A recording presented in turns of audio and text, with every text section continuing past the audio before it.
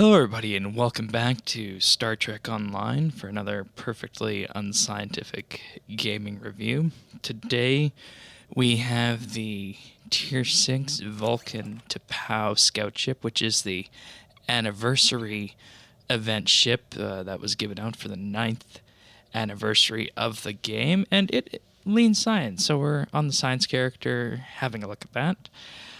So we'll just start off with some quick stats for the ship. It is a science raider, so it is very squishy. It has a 0.9 hull modifier, which translates to roughly 40,500 base hull at level 65.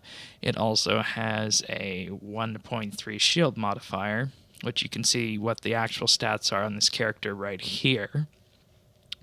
And it has a turn rate of 19 degrees per second, speed of 0.2 impulse modifier, and an inertia of 80. And this, of course, makes it a science raider, effectively. That's what the moniker scout ship has come to represent in this game. And, you know, we'll go through these stats more a bit later, but here we are, 50,827 hull and 15,165 shielding with my current stat setup. We'll look at that more after we look at the skill tree and whatnot. So this ship does have its unique trait that comes with it, emergency response teams, and whenever one of your shield facing disappears, you get 38,187 temporary shields, and this is, of course, governed by your shield skills, and this can happen once every 30 seconds. And while you have your secondary shields up, whenever you use a science or an intel bridge officer ability, you get healed both for hit points and shield regeneration. So this is a trait that made its way into this build, as you can see here, and you'll see it pop off a couple of times in the run that we're going to showcase later. So before we get too far into the actual build here, I'll take a look at the console for this ship. It's called Rebounding Resonant Frequencies, and it is effectively a one-time use feedback pulse that is governed by your exotic particle generator skill. So it provides a small increase to hull capacity as well as hull penetration, but as you can see here, reflects 74.95% of the damage dealt by the targeted foe back to themselves with 50% shield penetration, and it cannot crit. And you'll see here that if we amplify our science stats for a bit, we get 89% of that damage dealt reflected. So it is governed by exotic particle generator, and this is pretty much a one-shot hit. I ran it a couple of times in a number of different test runs, saw it account for maybe around 2k DPS, so there are better options out there. I'm not exactly sure what the use case of this is going to be, but that can be something that you guys can think about, and if you have any ideas on where it could be used, post that in the comments below. But it didn't make its way into my build, but that's the console right there. So just a more in-depth look at it. Pause if you want to screenshot that or share it somewhere. But anyways, moving on to the actual build itself here, we'll just talk a bit about this, and that it's a science scout ship. And what that means is we have one commander science station and the rest are universals. So what we're running here is we're running a fairly standard science exotic damage build setup: Gravity Well 3, Subspace Vortex 3, Charged Particle Burst 1. And the idea behind this isn't necessarily shield damage, it's just to activate our secondary deflector. Because note, this is a 5-kilometer sphere, 50 targets maximum, so if you have lots of targets clustered around you, you're going to be doing a lot of damage with your secondary deflector, as we'll see in the parse. Then structural analysis, this is a good debuff for big targets. It also procs our secondary deflector, so that's why that has been chosen there. Then in our second science slot, which is our science crenum to help reduce the recharge times of our science abilities, we have Destabilizing Resonance Beam 2, which is a nice physical AoE damage to targets in a 3-kilometer sphere, as well as proccing the secondary deflector for targets around there. Then tractor beam repulsors too. This kind of acts as a bit of a fire at will type feature, and it also procs one of our traits that we'll see in just a bit as well. Then hazard emitters 1, a basic science heal that is pretty much a staple of most builds out there, so not much to say there. In our ensign slot, we have emergency power to engines 1, which is used to amplify the already great speed of this vessel, plus proc our con officer, which recharges our evasive maneuvers. You'll see that in the duty officers section. Then we're running a lieutenant tactical with tag team 1, Chemosite 2. Then another lieutenant commander tactical intelligence with torpedo spread 3. Override subsystem safeties 2 and intelligence team 1. And the idea behind the intelligence team is that we can use intelligence team either to reduce our threat before we go into combat, or we can use it as a engineering team when our emergency response team trait becomes active. And this is roughly the same amount of healing that you get from an engineering team if you look at this trait. So we're getting extra benefits along the way, in effect turning our intel team into an engineering team with this trait. So that's the bridge officer setup, fairly standard for most of the science builds we've done. So let's have a look at the equipment. And equipment-wise, particle emission, plasma torpedo launcher, and the idea behind this one is that when it's fired under spread, it hits a ton of targets, and with that generates a little plasma emission cloud at that target that causes radiation damage. So not only are they getting hit for the initial burst of kinetic damage, they're also getting plasma damage, and then more plasma damage from this plasma cloud. Then we also have a gravimetric photon torpedo launcher up here from the Dyson rep. The idea behind this one is that in addition to pure kinetic damage, which you can see is pretty good, 9.3k unbuffed on average, has the potential to create gravimetric rifts, which are, of course, scaled by our control expertise and particle generator skill. And this one is the Advanced Temporal Defense Beam Array, and the purpose of this here is to take advantage of the chance that this can reduce our bridge officer cooldowns by 5 seconds whenever this activates. Granted, there's only one of them, so it doesn't happen that often, but it definitely helps to have that chance to just reduce bridge officer cooldowns. We have a colony deflector here. This one has been rerolled to have 2 EPG mods, which gives us plus 21.3 EPG at ultra rare, and some scaling crit severity and crit chance based on our hull level. Then a deteriorating secondary deflector. This one can only focus on control. Unfortunately, we can't get more EPG out of it. This is the best we can do on here. But if we look at this, let's just have a look and see that in addition to its core effect, it also improves the sensor analysis damage buff by 20%. So we're going to be activating this on big targets, and that's generally what you want to do when you're running a science ship, is anytime you have a big target, put sensor analysis on it, and you'll see you'll get this stacking bonus damage each time you get a stack of sensor analysis. So it's pretty good. It helps amplify the damage we can do. Then for our impulse and shield set, we're running the 2-piece temporal set, and the idea behind this is that it's a plus 25% all damage boost for damage over time and hazard effects, which of course means our gravity well and our subspace vortex, amongst other things. And moving on to our back weapons here, we have this 3-piece set for the chronometric calculation set, which its sole purpose here is to provide this clickability that gives us a boost to exotic damage and energy weapon damage when we activate it. Device-wise, we're running exotic particle flood to boost exotic damage and a subspace field modulator to boost damage resistances in a pinch. Now, for engineering consoles, I ran a few without this one on here, but I decided it was ultimately needed because this is a squishy ship. As I mentioned, it does have Raider hull levels, so I did bring along this extra heal, the Protomatter field projector from the Lucari ship. That is a huge area of effect heal for me and my team. Then we have the Deflector, which boosts our exotic damage with a Cat 2 20% boost and 5% general severity boost, and it also gives us a cone radiation attack that you'll see used somewhat ineffectively in this build. That could have been used better in the run. Then the Constriction Anchor is just here for 25% bonus exotic damage. We really don't care about its clickability.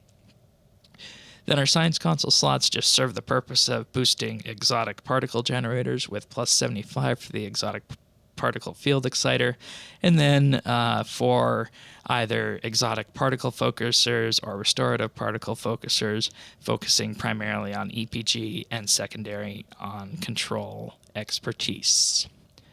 Then down here we have another piece of the chronometric calculation set.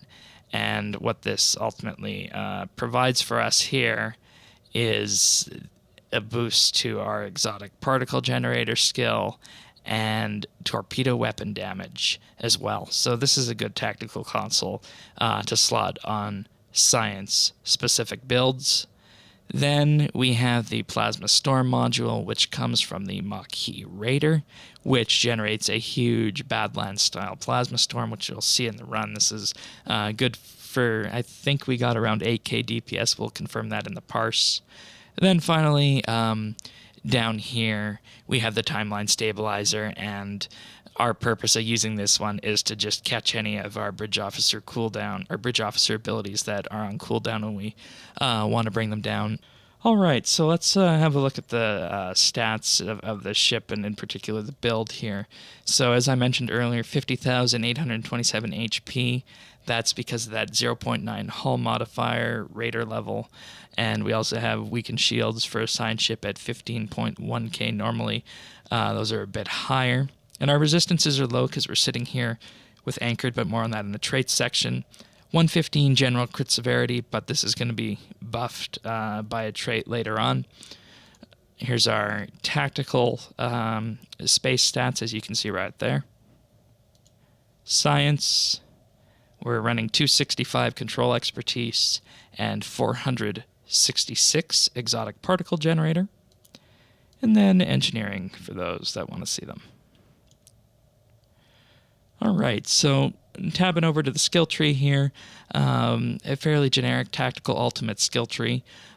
Science builds are able to be run in such a way that you could go balanced. You don't necessarily need the tank ultimate because it only really affects your weapons, and most of the damage we do is, of course, from our exotic damage abilities, but this is the skill tree here. You can see full investment into drain and control, as well as full investment into exotic particle generator down here as well. But that's the skill tree. For specializations, we are running full temporal and full strategist, as you can see right here. All right, so let's have a look at the traits that we're running on this build right now. So first up, we have Anchored, and the idea behind this one is that if we're standing still, we gain a all damage bonus, and that's why when we were looking at our stats earlier, you saw negative resistances. And, you know, you could take this one, you could leave it, you might want to swap it out to something a little bit more survivability focused, but that's entirely up to you. Then we have Particle Manipulator, and this is the linchpin of any Science exotic build, and this comes from the Science R&D system at level 15, and what this is doing is giving us critical chance based on our exotic particle generator skill, and as you can see here, we're capped out at 50%, as well as a 46.6% critical severity boost for those exotic damage abilities as well. Conservation of energy. Menacing, which we're using to reduce our threat since we're not running threatening stance. Then Context is for Kings from the Discovery box. Positive Feedback Loop, which buffs our exotic damage whenever we use a heal. Pseudo submission, which placates all foes whenever we activate a self-heal, and that's going to be quite often because whenever you're running a science build, you're going to be drawing a lot of threat, and they're going to be targeting you. So this is a good survivability trait to pick up if you're running a science or torpedo kind of build. Pretty much anything that draws a lot of threat where you don't want that threat. Self-modulating fire, whenever we have a critical hit, our energy weapons and projectiles gain 50% shield penetration, and we want to use this one for our gravimetric photon when we're firing it at heavily shielded targets. Then Fleet Coordinator. Starship trait-wise, we have improved gravity well from the Science and Dorian. Emergency response teams, which I have already spoke about earlier in the video. Honored Dead, one of the best survivability traits that Fed characters can get for free. Checkmate, which we're using to activate, or which we're activating with our tractor beam repulsors and gravity well. And the idea behind this one is that it's going to be boosting our exotic damage for us. Then Superior Command Frequency, which is just used to get our fleet support out quicker. You could swap this to something else. You could swap this to maybe Unconventional Tactics if you wanted this bonus damage boost instead. Normally when we're running a temporal focused science build, we run exotic modulation that grants this bonus exotic damage when we're using temporal powers, but we don't have a temporal seat, so this was just put here instead. This trait's pretty much a wild card, and you can use whatever you want in this slot. Reputation-wise, we're running advanced targeting systems for crit severity. Chronocapacitor array to reduce bridge officer cooldowns. Particle generator amplifier for bonus exotic damage. Torpedo astrometric synergy, so that whenever we activate our torpedo power, we're reducing the cooldowns of our science powers. And finally, aux power offense from the Nukara reputation. And then our active reps are the anti-time entanglement, the Iconian sensor interference platform, the biomolecular shield generator, and quantum singularity manipulation for plus 125 to our science powers. Duty officer-wise now, what we got here is we got an energy weapons officer ×2 for stacking crit severity whenever we fire our energy weapons, and the idea behind this is that our exotic powers will benefit from this crit severity stack. The con officer to recharge our evasive maneuvers whenever we activate emergency power to engines. Gragamol to turn our tractor beam repulsors into a pole so we can use it more freely. Then a gravimetric scientist that reduces the cooldown on exotic damage abilities when creating anomalies, and this is namely to be used with our gravity well. It will ensure that everything else that is exotic stays at a nice low cooldown. Then finally a Xindi biochemist to reduce threat, or rather have a 10% chance of reducing threat for 10 seconds when activating exotic damage abilities.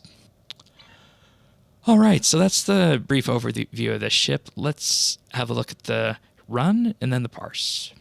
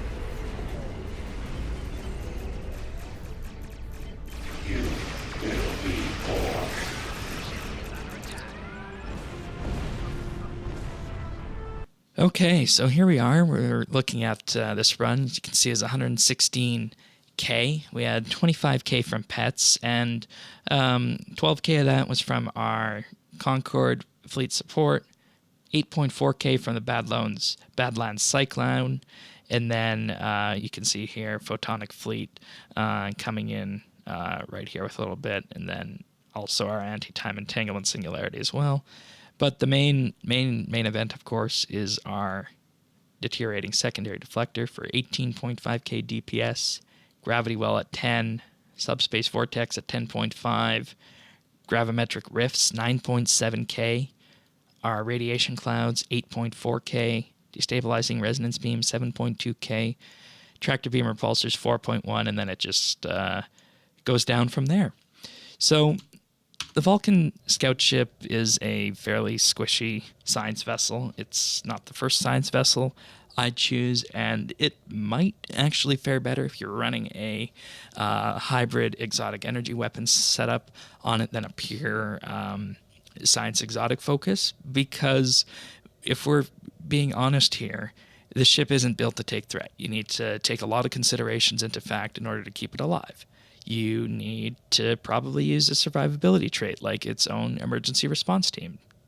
You probably need to bring something in like Intel Team, not only for reducing threat, but also for activating the emergency response team trait. You need a heal. You could probably even use more heals, but I like my Lieutenant Commander side setup for exotic, so I ended up taking the protomatter field instead.